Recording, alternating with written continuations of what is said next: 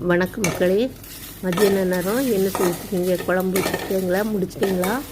இப்போ நான் வெண்டைக்காய் வதக்கிட்டுருக்கேன். வெண்டைக்காய் சாம்பாருக்கு எப்படின்னா, வெண்டைக்காய் முதல்ல சூப்பராக நல்லா கழுவிக்கிடணும். கழுவிட்டு அப்புறம் நல்லா உதறிட்டு துண்டு உண்டாக வெட்டிட்டு வெறும் சட்டியை காய வச்சு அதுக்கப்புறம் அந்த துண்டை போட்டு கொஞ்சம் வதக்கணும். வதக்கிட்டு இருந்தால் அந்த சூட்டுலேயே இதில் உள்ள பிசு தன்மையெல்லாம் போயிடும். அதுக்கப்புறம் தான் நீங்கள் குழம்பு வைக்கணும் பாருங்கள். அது புளி குழம்பா இருந்தாலும் சாம்பாராக இருந்தாலும். இப்போ நான் இதுக்கு சாம்பார் வச்சுருக்கேன் பாருங்கள். எப்படின்னா, நான் பருப்பை முதல்ல வேக போட்டுக்கிடுவேன். அதில் சின்ன வெங்காயத்தை உரிச்சு போட்டுருவேன், கருவேப்பிலையெல்லாம் போட்டுருவேன். வெந்த உடனே மிளகாத்தப்பொடி, தேங்காய், சீரகம், வெங்காயம் அரைச்சது போட்டு தக்காளி பழம், மிளகாயெல்லாம் போட்டு தண்ணி ஊற்றி கொதிக்க வைப்பேன். கொதிக்க வச்ச உடனே அதுக்கு பிறகு புளி கரைச்சி விட்டுருவேன்.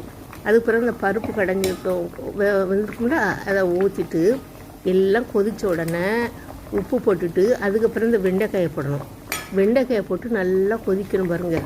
கொதித்தோடனே அது மிளக்கும் வேகாத மாதிரி தான் தெரியும். ஆனால் நம்ம தாளித்து முடிச்சிட்டோம்னா நல்லா அந்த சூட்டிலேயே வெந்துடும் பாருங்கள். இந்த வெண்டைக்காய் குழம்பு பிள்ளைகள்லாம் நிறைய அதாவது வேண்டாம் வகையான இந்த வலுவழுப்பு காண்டி இப்படி நீங்கள் செஞ்சீங்கன்னா இந்த வலுவழுப்பு இருக்காது.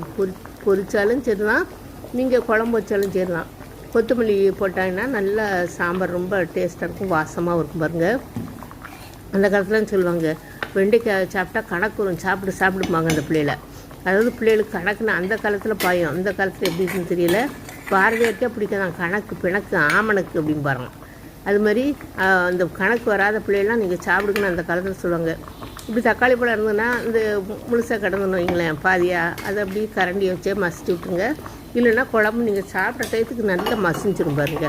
இதுக்கு நல்லா சுட சோறு போட்டு சாப்பிட்டிங்கன்னா தொட்டுக்கிற எதுவுமே வேண்டாம். இப்போ நான் தாளிச்சு விட்டேன். வெங்காயம், கடுகு, உளுந்தம்பருப்பு, வெந்தயம் போட்டு சாப்பிட போகலாமா?